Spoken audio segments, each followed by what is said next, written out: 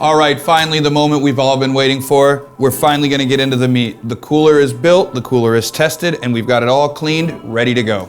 All right, so what we've got here is some amazing prime 107 ribeye from our good friends over at Texas Beef.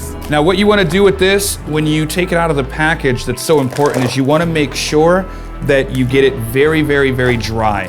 Cleanliness in all things is very much your friend here. You don't want any exterior bacteria making its way through the procedure. So what we're gonna do is we're gonna dry off the meat really, really well with a nice disposable lint-free paper towel. I like to use these because they come out sanitary and then you can just throw them away.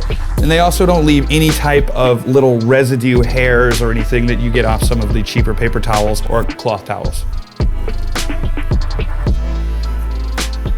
So as far as trimming goes, I generally don't trim much off of this because we want as much fat on the exterior as possible to protect the meat during the 365-day process of aging this. So if it's not just hanging off, leave it on.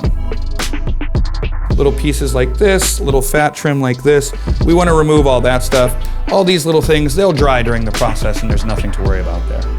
So the next step is we've got this beautiful piece of meat from Texas Beef ready to go in the cooler.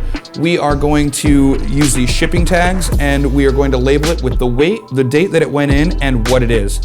You just want to put this through anywhere that you can find towards the front. Just stick it in there and we're good to go.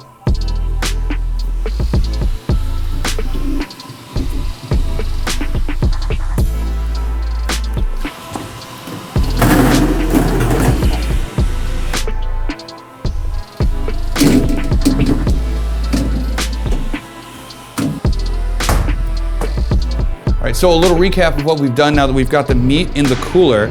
We want to have the temperature controller set at 36 degrees Fahrenheit.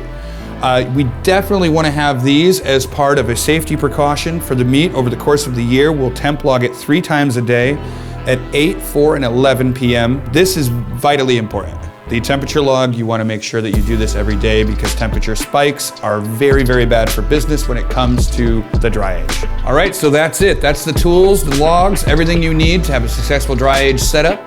We're very excited here to see what happens over the next 365 days.